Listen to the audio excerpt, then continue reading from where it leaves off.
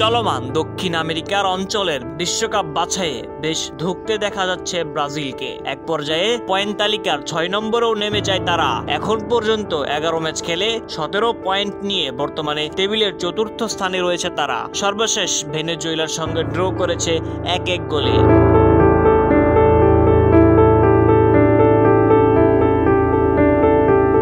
Brazilian দলের এমন পরিস্থিতিতে সামনের দিনগুলোতে নিজেদের খুঁজে পাবে কিনা তা নিয়েও আছে সংশয়। আর ব্রাজিল দল যখন নানা সমস্যায় জর্জর, তখনই সামনে এসেছে চমকে দেওয়া এক খবর। ২০২৬ সালে আমূল বদলে যেতে পারে ৫ বারের বিশ্ব চ্যাম্পিয়ন দলটি। শুধু কোচের পদেই নয়, বড় ধরনের পরিবর্তন আসতে পারে সিবিএফ এর ভেতরেও।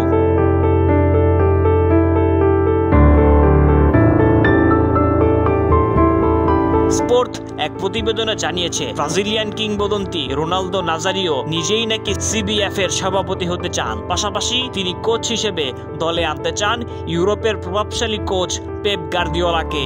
দ্য ফেনোমেনন খ্যাত রোনালদো আগামী বছর সিবিএফ এর নির্বাচনে প্রতিদ্বন্দ্বিতা করতে চান।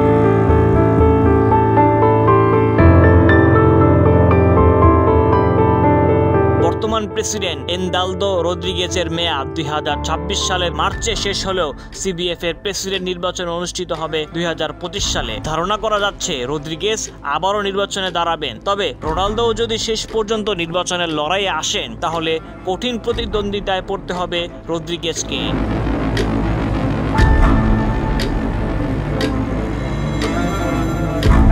স্পোর্টের প্রতিবেদনে বলা হয়, রোনালদো তার খেলোয়াড়ি জীবনের সময় থেকেই ব্যবসা ও সামাজিক রাজনৈতিক দুনিয়ায় নিজের নেটওয়ার্ক তৈরির কাজে ব্যস্ত ছিলেন। এমনকি বিচারিক ক্ষেত্রেও নাকি তার ভালো যোগাযোগ আছে, যা নির্বাচনে দাঁড়ালে তার পক্ষে কাজ করবে বলে ধারণা করা যাচ্ছে। পাশাপাশি সর্বকালের অন্যতম সেরা ফুটবলার হিসেবে আলাদা দুটির বিষয়টি তো রয়েছেই।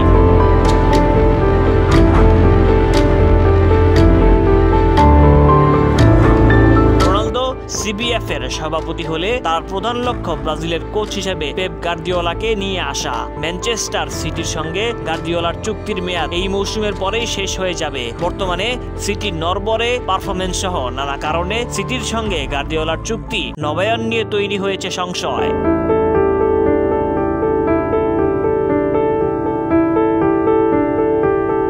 এর মধ্যে গার্দিওলাও একাধিকবার জাতীয় দলের কোচ হওয়ার ইচ্ছার কথা বলেছিলেন, আর এই সুযোগটাই কাজে লাগাতে চান রোনালদো।